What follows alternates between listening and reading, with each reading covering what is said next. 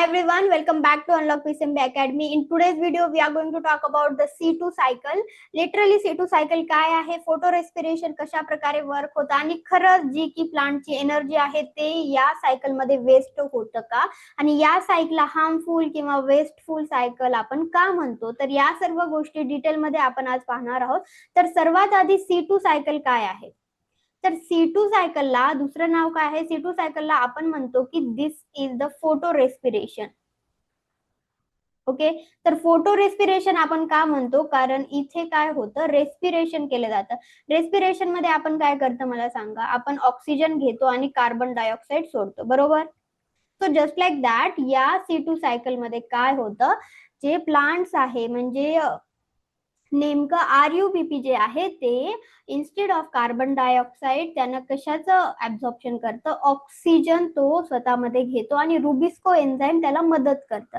Because Rubisco जो enzyme आहे हा दोन प्रकारच्या ऍक्टिव्हिटी शोज करतो, जसं की काय, ऑक्सिजनेज आणि कार्बोक्सिलेज. ओके, तर कार्बोक्सिलेज ऍक्टिव्हिटी जी होती ती आपण कशामध्ये पाहिली होती, कार्बोक्सिलेज ऍक्टिव्हिटी आपण C3 सायकल मध्ये पाहिलं होतं. बट याच्यामध्ये जे आहे काय आहे, आपल्याला ऑक्सिजनेज ऍक्टिव्हिटी पाहायला मिळणार आहे. Got it.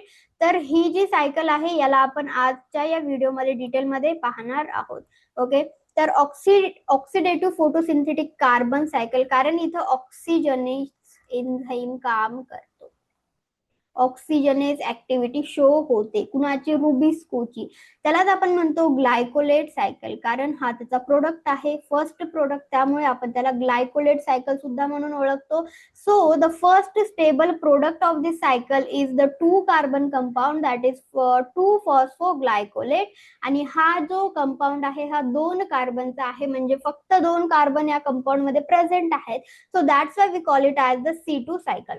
दोन का आलं, कळालं का. आपण मागे पाहिलं होतं, मागे म्हणजे काय, आपण C3 सायकल मध्ये पाहिलं होतं. आय होप तुम्हाला कलर कळेल. ओके, C3 सायकल मध्ये आपण एक गोष्ट पाहिली होती की हे काय करतं, RUBP जेव्हा CO2 एक्सेप्ट करतो आणि रुबिस्को एन्झाईम त्यावरती काम करतो, तेव्हा हे दोन मॉलिक्यूल मध्ये कन्वर्ट होतं, कशाच्या, 3PGA. Got it. आणि हे 3PGA जे की फर्स्ट स्टेबल प्रोडक्ट आहे हा 3 कार्बनचा होता, म्हणून आपण त्याला काय म्हणलं होतं, C3 सायकल म्हणलं होतं. Got it. But in case of the C2 cycle जो फर्स्ट स्टेबल प्रोडक्ट आहे, फर्स्ट स्टेबल प्रोडक्ट आहे तो आहे 2 कार्बनचा कंपाऊंड.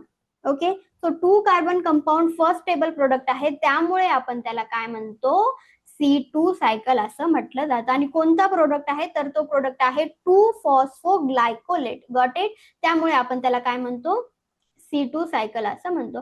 आता नेक्स्टली ही जी C2 सायकल आहे, ही C2 सायकल 3 ऑर्गन्स मध्ये परफॉर्म होते, जे की आपल्या सेलचे ऑर्गन्स आहेत, ज्याला आपण म्हणतो chloroplast, second one is peroxisome and third one is the mitochondria. आणि कोऑपरेटिव्ह प्रोसेस म्हणतो, एकाचं झाल्याच्या नंतर प्रोडक्ट याच्यामध्ये जातो, परत याच्यामध्ये जातो, परत रिव्हर्स रिजनरेट होऊन याच्यामध्ये येतो. So just like that, just like C3 cycle, इथं सुद्धा आपल्याला 3 फेजेस पाहायला मिळतात. Got it. याला हे कळालं, नेमकं कोऑपरेटिव्ह प्रोसेस आपण याला का म्हणतो, या सर्व गोष्टी सर्वांना कळाल्या असतील तर आपण पुढे वळू. ठीक आहे, एक minute. Yes, next C2 cycle क्यों होती है भाई, क्यों होती है, क्या रीजन से हम देखेंगे. नेमकं काय आहे, कशामुळे होते, या सर्व गोष्टी पाहूया. तर जेव्हा लाईट इंटेन्सिटी खूप जास्त हाय असते, म्हणजे वातावरणामध्ये खूप जास्त हाय लाईट असते, हाय लाईट असल्यामुळे लाईट रिॲक्शन जास्त प्रमाणामध्ये होते. आणि आपण पाहिलं होतं लाईट रिॲक्शन मध्ये जेव्हा आपण पाहतो नॉन सायक्लिक फोटोफॉस्फोरायलेशन, तर नॉन सायक्लिक मध्ये आपण पाहिले की फोटोलिसिस ऑफ वॉटर होतं. Got it. आणि जेव्हा फोटोलिसिस ऑफ वॉटर होतं तेव्हा काय होतं, H2O ब्रेक होतं आणि ते कन्वर्ट होतं hydrogen, 4 hydrogen plus 4 electron plus oxygen. तर तिथून आपल्याला ऑक्सिजन मिळतो, हे आपण नॉन सायक्लिक मध्ये पाहिलेलं होतं. ओके, जे नवीन मुलं असतील त्यांनी पाहून घेऊ शकता, व्हिडिओ ऑलरेडी अपलोडेड आहे. ओके, तर आपण काय पाहिलं, फोटोलिसिस मध्ये ऑक्सिजन इव्हॉल्व्ह होतं. ऑक्सिजन इव्हॉल्व्ह झाल्याच्या नंतर ऑक्सिजनचं प्रोडक्शन सुद्धा वाढतं. काय काय वाढलं, सर्वात जास्त लाईट इंटेन्सिटी, लाईट खूप जास्त पडली त्यामुळे लाईट रिॲक्शन खूप प्रमाणामध्ये होत गेली, त्यामुळे फोटोलिसिस ऑफ वॉटर जास्त झाला आणि त्यामुळे ऑक्सिजन प्रोडक्शन खूप प्रमाणामध्ये वाढलं. ओके, ऑक्सिजन जर वाढलं तर O2 can bind with RuBP with the help of enzyme non as the Rubisco, आणि रुबिस्को शोज द ऑक्सिजनेज ऍक्टिव्हिटी. हे कळालं का सर्वांना? तर रुबिस्को एन्झाइम याच्या जवळ तुम्ही पाहू शकता, ज्याचं तुम्ही म्हणता की कार्बोक्सिलेज आणि ऑक्सिजनेज दोन्ही प्रकारच्या ऍक्टिव्हिटी शो करतं.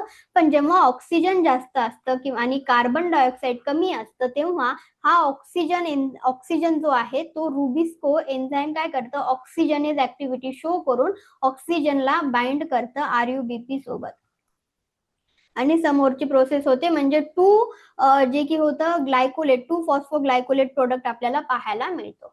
Got it? या सर्व गोष्टी कळाल्या की नेमकं C2 सायकल कशा प्रकारे प्लांट्स मध्ये होते हे सर्व कळालं का तुम्हाला? नेक्स्ट आपण पाहूया की नेमकं फोटो रेस्पिरेशन काय आहे. या so what exactly the photo respiration? तो फोटो रेस्पिरेशन इट मीन्स फोटोचा अर्थ काय होतो, लाईट. जसं की मी तुम्हाला आधी सांगितलं, रेस्पिरेशन म्हणजे काय, O2 घेणं आणि CO2 बाहेर टाकणं. तर हे प्रोसेस आपल्याला मिळतं. O2 घेणं म्हणजे O2 ला एक्सेप्ट करतं कोण, RuBP एक्सेप्ट करतो. So occurs in C3 plant. हे जे फोटो रेस्पिरेशन म्हणजे C2 जे सायकल आहे ती वीट मध्ये, राईस मध्ये, पोटॅटो मध्ये आपल्याला पाहायला मिळते, जे की C3 प्लांट्स आहेत. Got it?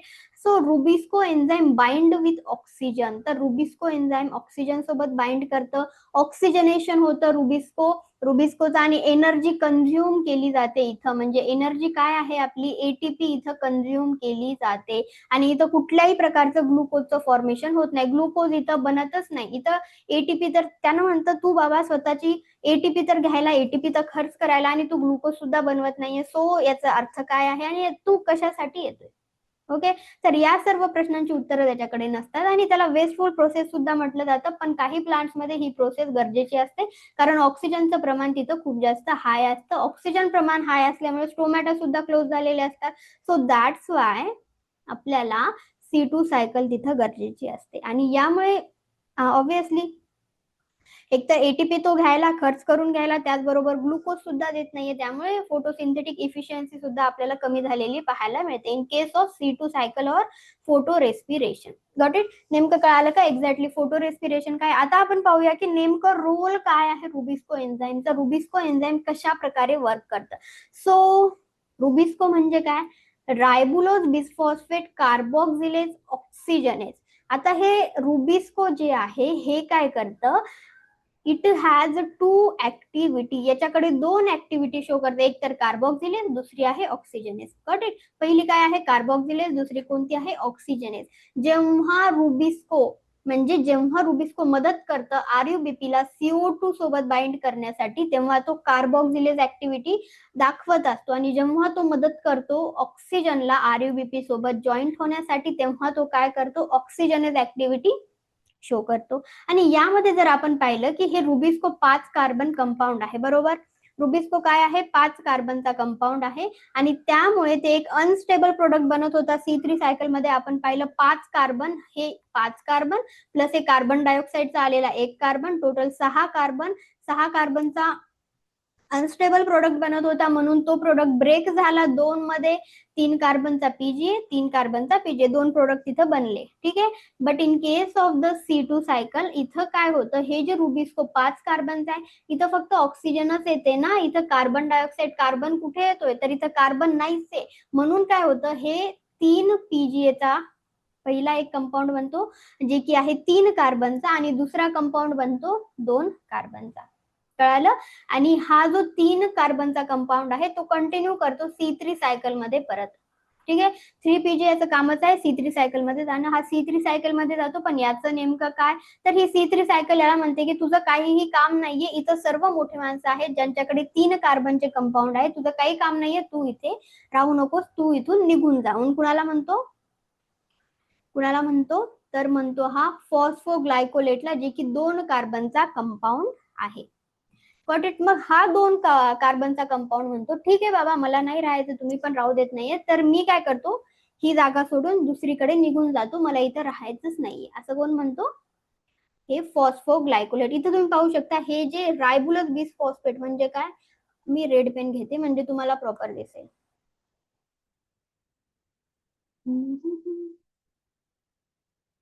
Yes, so this is RUBP. Okay, ribulose bisphosphate आहे. गॉट इट, कळालं.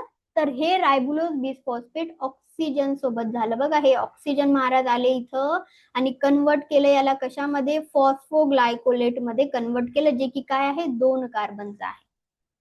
ठीक आहे. आणि 3 कार्बन मध्ये सुद्धा हे करतात, जे की हे 3PGA आहे. Got it. आणि हे नंतर कंटिन्यू काय करतं, C3 सायकलला कंटिन्यू केलं जातं.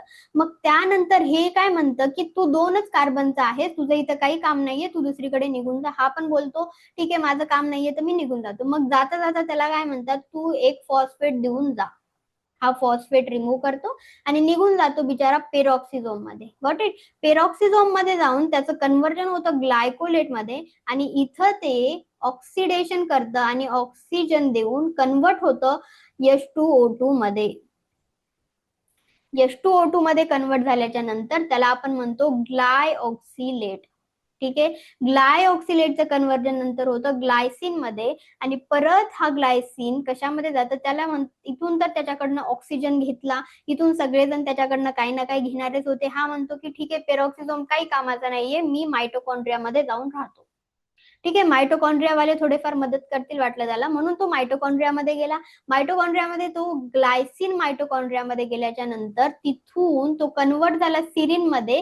तिथून त्यानं कार्बन डायऑक्साईड लॉस केलं with the help of NH3. NH3 आणि कार्बन डायऑक्साईड तिथून लॉस करण्यात आलं आणि कन्वर्ट झाला सिरिन मध्ये. आता हा सिरिन जो आहे हा 3 कार्बन कंपाऊंड आहे. त्याला जे पाहिजे होतं ते मिळालं, मायटोकॉन्ड्रियाने त्याला दिलं. Got it. आणि हा जो 3 कार्बनचा कंपाऊंड आहे सिरिन, आता हा म्हणला की माझ्याजवळ पॉवर आली, सर्व काय आलं, मी 3 कार्बनचा झालो, तर मी इथून निघून जाऊन परत एकदा क्लोरोप्लास्ट मध्ये जाईल, कारण मी आता पॉवरफुल झालेलो आहे. त्याला तर हाकलून दिलं होतं. ओके, का, कारण 2 कार्बनचा होता. Got it. मग हा सिरिन परत जातो पेरॉक्सिझोम मध्ये, कन्वर्ट होतो ग्लिसरेट मध्ये आणि हा ग्लिसरेट कंटिन्यू करतो 3PGA मध्ये कन्वर्ट होऊन तो परत एकदा केल्विन सायकल मध्ये जातो आणि त्या प्रकारे तिथं ग्लुकोजचं फॉर्मेशन केलं जातं. आणि समोरची केल्विन सायकल ओव्हरऑल ज्या प्रकारे चालते त्या प्रकारे चालते. ओके. तर ओव्हरऑल इथं काय झालं, कार्बन डायऑक्साईड गेला, त्याचबरोबर ती इथं पाहू शकता तुम्ही ATP काय कन्वर्ट झाली ADP मध्ये आणि ATP सुद्धा खाऊन घेतली, कार्बन डायऑक्साईड सुद्धा रिमूव्ह करून टाकला. तर हे जे म्हणतात तुझ्याजवळ जी गोष्ट आहे तू देऊन टाकतोय दुसऱ्यांना, तर तुझं काम काय, म्हणून आपण त्याला काय म्हणतो, दिस इज वेस्टफुल प्रोसेस म्हणतो, किंवा ही हार्मफुल आहे, किंवा याच्यामध्ये ATP लॉस होते, त्याच्यामुळे ही काही कामाची प्रोसेस नसल्यासारखं आपण त्याला म्हणतो. आता नेक्स्ट आपण पाहू Y photo respiration is harmful. नेमकं ही प्रोसेस का हार्मफुल आहे, तर याच्यामध्ये एकतर वेस्ट होतीये ATP. Got it. यानंतर इथं रिलीज होते CO2. त्यानंतर डिक्रीज फोटोसिंथेटिक इफिशियन्सी, जे की फोटोसिंथेटिकची इफिशियन्सी आहे हे सुद्धा ते कमी करते आणि कुठल्याही प्रकारचं अन्न तयार करत नाही, ग्लुकोज बनत नाही, कार्बोहायड्रेट बनत नाही. So that's why we consider as a wasteful process. Got it. कळालं का नेमकं फोटो रेस्पिरेशन काय आहे ते. ठीक आहे. या, थँक्यू सो मच. हे एवढं होतं फोटो रेस्पिरेशन बद्दल. तुम्ही गोष्टी लक्षात ठेवून घ्या की क्लोरोप्लास्ट मध्ये कोणत्या गोष्टी बनतात, त्यानंतर पेरॉक्सिझोन मध्ये काय बनतं आणि त्यानंतर मायटोकॉन्ड्रिया मध्ये काय बनतं, सिरिन कुठं बनतं, 3 कार्बनचा कंपाऊंड कोणता आहे, या सर्व गोष्टी तुम्ही लक्षात ठेवून घ्या. आणि एवढं काही जास्त नाहीये, फक्त नॉर्मल, आणि NCERT मध्ये तेवढं दिलेलं सुद्धा नाहीये 11च्या, तुम्ही जर पाहसाल तेव्हा. आणि काही जरी डाऊट असलं तर मला कमेंट सेक्शन मध्ये सांगा, मी प्रॉपर आन्सर करेन.